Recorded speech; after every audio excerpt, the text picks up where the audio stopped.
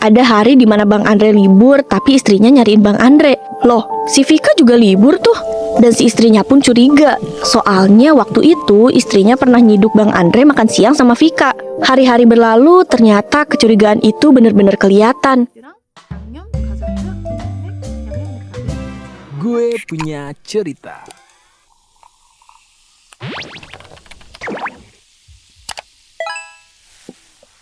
Peringatan, animasi ini dibuat dengan tujuan sharing pengalaman pribadi sang pengirim cerita. Dimohon untuk menghargai cerita tanpa menyudutkan beberapa pihak. Selamat menonton.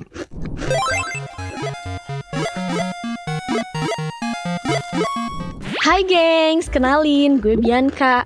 Sebelum masuk ke cerita, siapin minum yang nyegerin dulu deh. Karena cerita ini lebih panas dari AC kantor yang suka mati pas jam lembur. Cia. Kali ini gue punya cerita yang seru, greget, dan bikin lu pada emosi dah. Cerita ini ngalahin drakor cuy. Ternyata kisah ini ada di dunia nyata dan di lingkungan gue sendiri. Oke, masuk ke ceritanya ya. Jadi gue ini kerja di salah satu kantor di daerah Jawa Barat. Cerita ini tentang teman kerja gue yang problematik abis. Nah, di kantor ini ada beberapa divisi gitu, dan gue ada di divisi pemasaran. Divisi ini sangat berkaitan erat dengan divisi administrasi.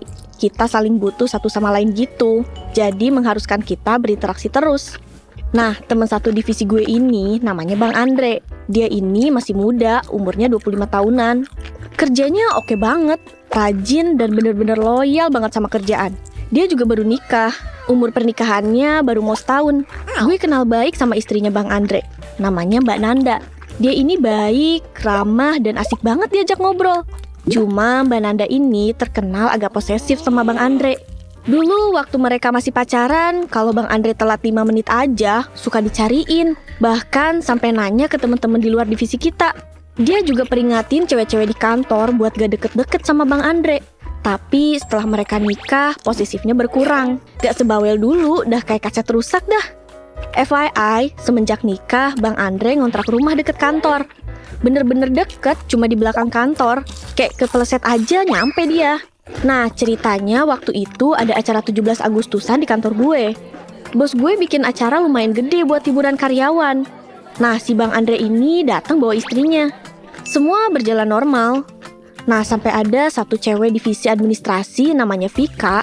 Dia deket sama anak-anak divisi gue karena yang gue bilang tadi, kita saling membutuhkan dan jadi sering berinteraksi. Selama berjalannya acara, gue ngumpul tuh sama Vika dan teman-teman cewek lainnya. Tiba-tiba si Vika ngejelek-jelekin istrinya Bang Andre. Awalnya gosip kecil, kok lama-lama jadi gibah besar nih. Kita juga gak paham akan masalahnya gimana. Kok dia bisa-bisanya ngejelekin padahal baru beberapa kali ketemu. Kalau dari ceritanya sih, Vika ini gak suka lihat pernikahan mereka bahagia. Geser ke bulan September, ada hari di mana Bang Andre libur, tapi istrinya nyariin Bang Andre. Istrinya sampai ngechat orang kantor dan nelponin juga. Bahkan gue diminta buat cari Bang Andre yang entah di mana keberadaannya. Karena gue diamanahin istrinya Bang Andre buat nyari lakinya, gue cari dah kesana kemari. Dari tempat dia biasa nongkrong, ke rumah temennya, sampai muter-muter nanya ke orang yang kenal Bang Andre. Karena gue udah maksimal nyarinya, ya gue capek juga dong. Baliklah gue ke kantor. Pas lagi ngaso, tiba-tiba bagian divisi administrasi ada yang nanya, "Abis dari mana lu, Cak?" Gue jelasin lah lagi cari Bang Andre yang gak ada kabar. Terus ada yang nyeletuk, "Loh, si Vika juga libur tuh." Tiba-tiba semua diem. Gue bingung karena gak tahu ada desas-desus apa di antara mereka. Gue gak mau asal nuduh kalau gue gak lihat bukti dengan mata kepala gue sendiri. Keesokan harinya temen gue cerita, katanya orang-orang kantor pada curiga kalau Bang Andre dan Vika ini pacaran alias selingkuh. Vika sih emang anaknya gampang bergaul sana-sini dan deket sama banyak cowok di kantor daripada cewek. Dan ada rumor juga kalau dia ini pernah ngedeketin cowok lain di kantor, padahal udah berkeluarga. Bener-bener sana-sini mau banget dah tuh orang. Hari-hari berlalu, ternyata kecurigaan itu bener-bener kelihatan. Jadi kantor gue ini ada 2 shift. Satu shift pagi dari jam 8 sampai 4 sore, shift kedua jam 1 siang sampai jam 9 malam. Nah, setiap Bang Andre masuk siang dan Vika masuk pagi, pas bergantian shift di jam 4 sore, pas Vika absen nih, pasti Bang Andre susulin. Padahal mejanya jauh loh dari mesin absen. Soalnya mesin absen tuh ada di ruangan loker yang tertutup gitu. Tapi ada aja alasannya biar bisa tatap muka dan ngobrol sama si Vika si pelakor kelas kakap ini. Kayak yang gue bilang, mesin absen kan di ruangan loker dan tertutup. Nah, di situ nggak ada CCTV. Dan mereka selalu lama di situ, kayak setengah jam lah. Anehnya, tiap keluar ruangan itu, mereka berdua kayak berkeringat gitu.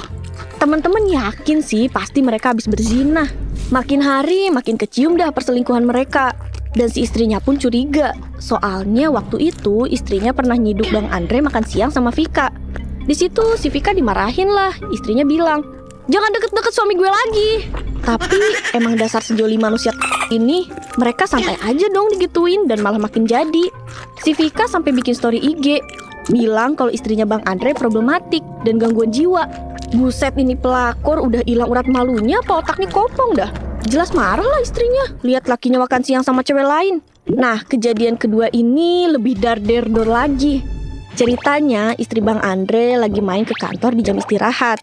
Dia mau anterin bekal buat makan siang untuk suaminya. Tapi istrinya malah nyiduk suaminya lagi dikasih kopi sama Vika sambil dipijit-pijit tuh pundak suaminya.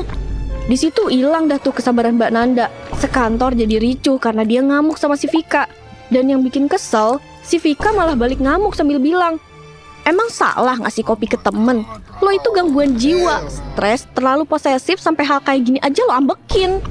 Gila, di situ gue ikut emosi, tapi harus nenangin Mbak Nanda. Karena Mbak Nanda nangis sesenggukan. Lebih gilanya lagi, Bang Andre lihat istrinya digituin malah diem sambil nangis. Lah kocak, dasar air mata buaya buntung kalau kegep begitu tuh. Si Vika yang udah kelewatan malu malah nyebar gosip kalau si Bang Andre ini suka KDRT sama istrinya. Terus katanya Bang Andre selalu direndahin karena penghasilan Mbak Nanda lebih besar karena dia PNS. Ya yang lain mah iyain aja, orang pelakor gitu dipercaya. Nah si Vika juga tahu kalau gue kenal Mbak Nanda dari dulu. Makanya si Vika berkali-kali nanya ke gue, "Bia, Mbak Nanda chat lo gak?" Mungkin dia nanya gitu karena dia takut gue aduin kelakuan mereka kali ya. FYI, Mbak Nanda tuh jarang lihat HP suaminya karena tiap mau lihat alasannya HP-nya lowbat mulu. Suatu malam dia lihat HP suaminya nyala pas suaminya ketiduran. Akhirnya dia ceklah ke aplikasi Oren di HP suaminya. Dia lihat tuh ada pembelian gelang couple gitu. Mbak Nanda udah curiga nih. Akhirnya keesokan harinya jam 11 siang dia datang ke kantor jemput suaminya buat pulang sebentar. Gak lama, si Vika juga datang ke kontrakan mereka. Dia dipanggil langsung sama Mbak Nanda. Di situ mereka diinterogasi. Dan Mbak Nanda minta HP Bang Andre, tapi lagi-lagi selalu gak dikasih. Dan alasannya selalu lowbat terus lah, bilang HP kentang lah, alias udah jadul, jadi cepet lowbat. Pas dipaksa, akhirnya dikasih deh tuh HP-nya. Pas dinyalain, betapa kagetnya, banyak foto-foto mereka mesra-mesraan dong. HP Vika juga diambil. Dan kagetnya, lebih banyak lagi foto plus video mesra mereka. Bahkan ada yang lagi di ruang loker lagi ciuman. Lu tahu kan waktu itu Bang Andre ngilang? Ternyata mereka lagi main ke pantai. Rumor gosip Vika ngejelek-jelekin Mbak Nanda pun kebongkar. Di situ dia marah, gak nyangka suami yang dia bangga-banggakan dan terlihat sangat mencintai dia, ternyata udah ngehianatin dia yang gak tahu sampai sejauh mana. Foto-foto mesra mereka akhirnya dikirim sama Mbak Nanda pakai HP lakinya ke grup kantor. Alhasil, bos tahu dan mereka berdua resmi dipecat. Mbak Nanda pun menggugat cerai Bang Andre dan ngaduin kalau Vika pelakor ke ortunya Vika. Bukannya sadar kalau salah, bukannya minta maaf dan bertaubat, lebih parahnya lagi, si Vika playing victim dan gak merasa bersalah. Bahkan masih suka ngata-ngatain Mbak Nanda sampai sekarang. Merasa paling bener dan dia cerita ke sosmed seolah dia yang tersakiti.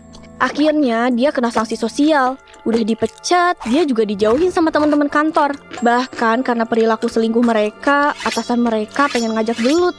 Karena atasan tuh jadi kena surat peringatan pertama sama pimpinan karena ulah mereka. Yang lebih gongnya lagi, mereka masih lanjutin hubungan itu sampai sekarang. Yang bahkan Bang Andre belum sah cerai karena masih dalam proses. Bener-bener gak punya urat malu tuh manusia. Gue aja yang jadi penonton drama hidup mereka, jijinya setengah mampus. Pengen tenggelam aja gitu di laut rasanya kalau gue jadi si Vika pelakor itu. Hikmah besar yang gue dapetin dari kejadian ini, kalau selingkuh itu benar-benar ngerugiin kita dan gak pernah membawa kebahagiaan. Dengan lu mengkhianati pasangan lu, kelak lu akan kehilangan teman-teman yang support lu selama ini. Bahkan kehilangan kerjaan yang udah selama ini lu rintis dari nol. Jadi udah setia aja deh yang paling bener. Dengan lu setia, lu punya martabat dan harga diri yang dijunjung tinggi. Karena selingkuh itu mahal, bayarnya bisa berupa kehilangan reputasi dan pekerjaan, bahkan masa depan. Semoga hidup kalian selalu baik ya. Sampai di sini akhir cerita gue. Sampai jumpa di video gue punya cerita selanjutnya. Bye-bye. Jangan selingkuh, makanya kocak.